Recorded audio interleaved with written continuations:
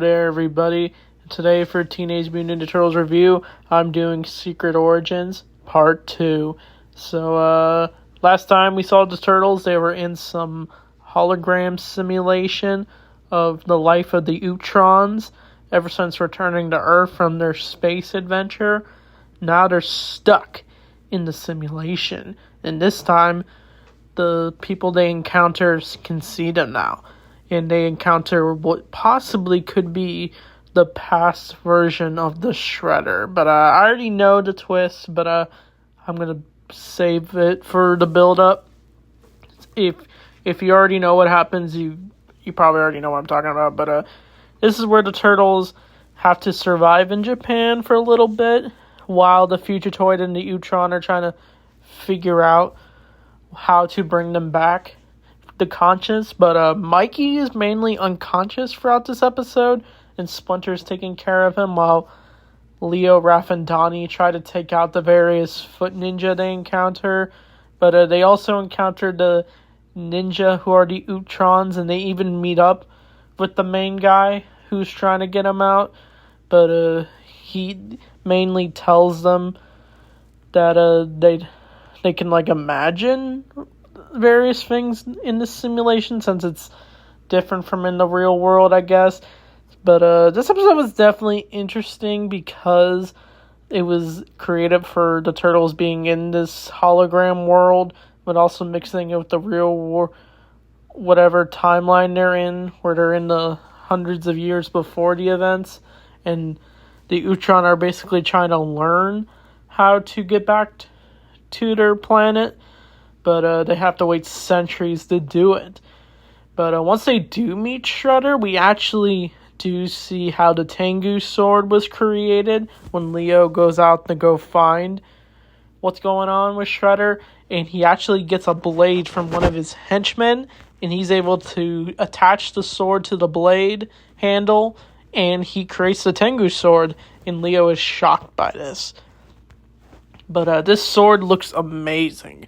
That it just looks super cool to see its creation. And Shredder's armor still looks super awesome in his past design. But once he does meet up with the Ultrons, the Turtles do, they have to explain what's going on. But during all this, Baxter Stockman, who's still a head on a spider body, is trying to find a way to unplug the Turtles and get them dead, basically. But that's where he does meet up with the actual Shredder, who is revealed to be alive this whole time. And it actually looks super cool to see Shredder back, even though we knew he was alive. And he's got his Foot Ninja Elite's Hun. It's just they're waiting for the Turtles to wake up, basically. But they do run into a samurai warrior lady. I forget her name, but she's taking out the various foot soldiers, and they think she could be an ally. But she ends up disappearing, I think, later. But when the Turtles do get back to their campsite, Mikey does finally wake up, and they're able to find a way to eat sushi and drink tea with Splinter, and they're wondering how he's able to do that, but he says he's not really sure. But once Shredder does show up, it does lead to a showdown between the Turtles and Shredder, but it comes with a twist. Leonardo is basically able to imagine the sword going away, since this world is very different. From whenever they do meet up with the Ultron, they're basically able to figure out things work differently, and he's basically able to teleport the sword by thinking about it and able to hold it in his hand, and he's basically able to take out Shredder with the Tengu sword without even having to wear the gloves, since it's a powerful sword. But the Ultron almost gets destroyed when Shredder takes out his robot body. But here comes a big twist. The Turtles are basically able to find their way home through a device that the Ultron had, and they're basically finally able to wake up. But that's where it leads on a cliffhanger, where the Turtles do meet up with Shredder, who's ready to start their next brawl, and Leo's even wondering how the Shredder has come back to life. But we're going to find out next week for sure. I'm excited to talk about the biggest twist of this entire show. But basically the Ultron did say there's something behind the Shredder.